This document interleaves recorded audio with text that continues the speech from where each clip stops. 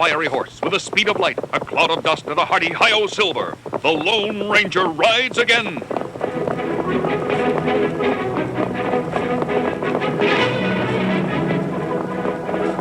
Let me tell you a story. A story that begins many years in the past. In the days before I became known as the Lone Ranger. When I was riding against outlaws and desperados in the company of 6 men, led by my older brother, Captain Dan Reed of the Texas Rangers. The Texas Rangers, upholding justice and fair play in a West mostly untamed, unknown. We were in pursuit of a band of outlaws led by a man named Butch Cavendish, a gang that had been causing trouble throughout the territory, terrorizing farmers, shooting up towns, rustling cattle, burning and pillaging their way through the countryside. We'd been on the trail for almost a week, and still not a sign. Rangers, halt! We'll stop here for a while, men.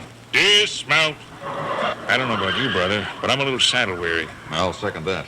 Borrow your canteen? I'm empty. Sure, Dan. That's what I needed. Captain Reed, rider coming up to the north. Stand ready, men. He's sure in a hurry. Bent for leather. Hold up, stranger. Texas Rangers. Sight for sore eyes, I tell you. Who are you? Collins the name. I'm a miner. Butch Cavendish and his gang been through this way. Killed my partner. Cavendish? How long ago? Less than an hour. Can you tell us which way they were headed? Tell you more than that. They're camped not far from here. I can show you. All right, men, mount up. Rifles at ready. Check sidearms. Okay, Collins, lead the way. Oh!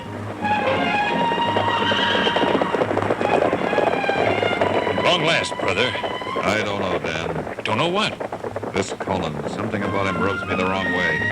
Keep an eye open. You think he's telling the truth? It's a chance we take. Anyway, 6 Texas Rangers ought to be able to take care of Butch Cavendish and his boys, if they're there. They were there, all right, but not where we expected. Butch! Yeah, I see Collins about a mile away. He's leading the whole troop of Rangers right into the pass. let me see. Yeah, now there's a pretty sight for you. They'll pass right under our noses. Yeah, I sure am looking forward to this. Dan, I'm not so sure about this. That pass up ahead. You worry too much. This Collins, he came out of nowhere. But he might be leading us somewhere. Look, brother, a Ranger doesn't back down from a fight. Either we win or we lose. I think we'll win. However, in case we shouldn't, in case I don't come out of it all right, I want you to see to my wife and son. Don't talk like that, Dan. You'll like Linda. She's a fine girl from a good family back east. Of course, I haven't even met little Dan yet. When are they due in Fort Laramie? Wagon train was due yesterday. So if anything does happen, brother, well, you'll know what to do. Though I still felt uneasy, I said no more about it. As we approached the pass, I could almost feel the eyes watching us on the rocks above. Here they come, boys. Get set. Now, don't nobody fire until I say so. Not yet. Now, hold it a minute. Let Collins drop back. Yeah, there he goes. Now!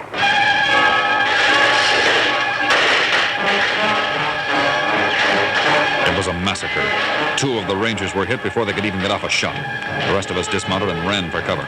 But cover was scarce. Cavendish and his gang were up in the high crags overlooking a dead-end canyon known as Bryant's Gap. Collins had led us in like blind mice, following the Pied Piper. I watched another Ranger fall, and then it was my brother's turn. Dan! Dan! Linda. Remember? Linda. And my son. I was alone then, the last survivor. And looking up, I saw Butch Cavendish grinning down from the high rocks. I raised my revolver, aimed, missed. It was the last bullet I had. And then I was hit. Everything became white, very white, and I pitched forward to the ground. I wasn't unconscious. I could still hear. I didn't know whether I would live. but I lay very still, waiting, listening, unmoving, holding my breath.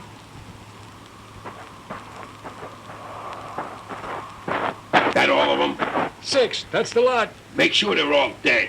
They're dead, all right. Okay. Spring their horses. Let's get out of here. After they left, the sun beat down without mercy. The temperature climbed steadily and my pulses hammered, then weakened, and finally I lost consciousness. When I awakened, it was night, and somebody was bathing my face. Kemosabe. Get away! I'll kill you! Kemosabe, please, easy, Kemosabe. Kimosabe? It is Tonto.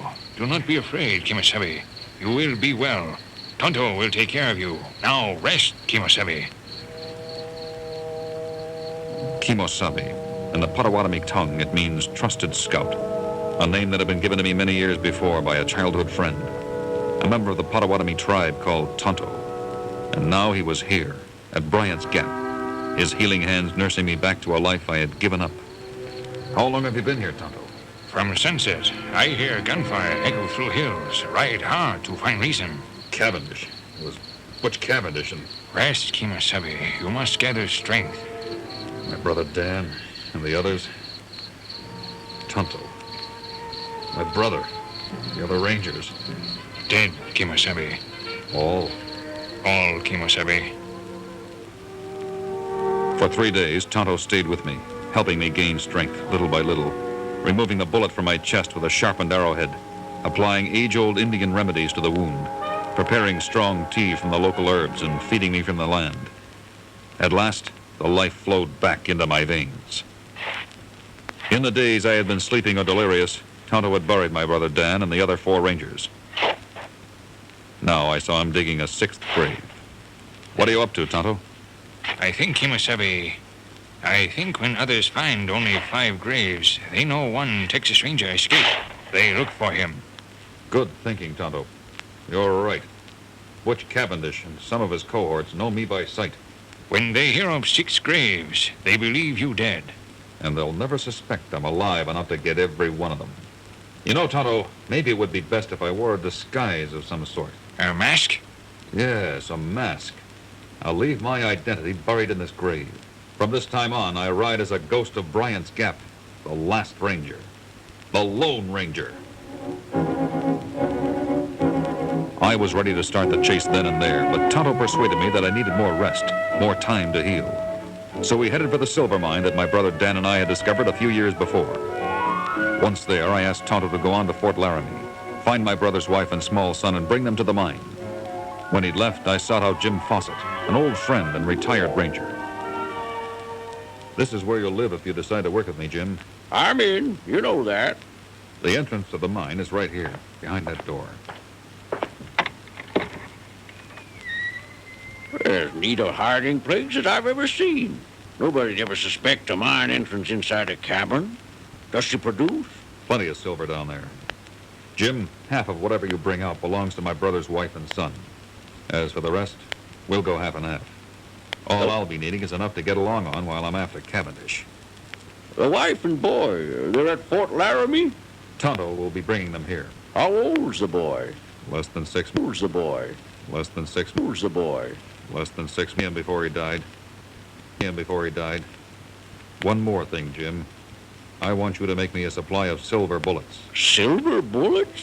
An idea I thought up when I was lying close to death in Bryant's Gap. You might say they'll be my calling cards. Reminders to Butch Cavendish and every criminal in the West that they haven't been forgotten and that they'll be defeated. You'll have as many as I can produce in a 16-hour day, Reed. And you can bet on that. Check that, Jim. It's like Tonto. Only one horse? You alone? Yeah.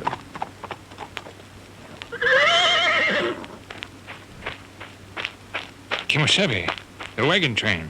Say it, Tonto. Butch Cavendish and a band of renegade Apaches. They Say it.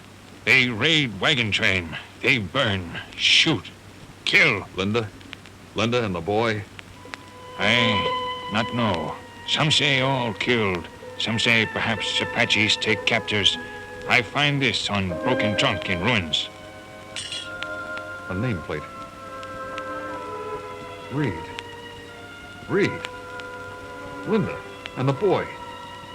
Just a baby. Kimosabe. Let him be, Tonto. Let him be for a minute. A minute to think, to feel. I not let him go alone. Kimosabe. I ride, Tonto. I ride with you, Kimosabe. Get started on those bullets, Jim. There'll be plenty whenever you need 'em. And good luck, Lone Ranger.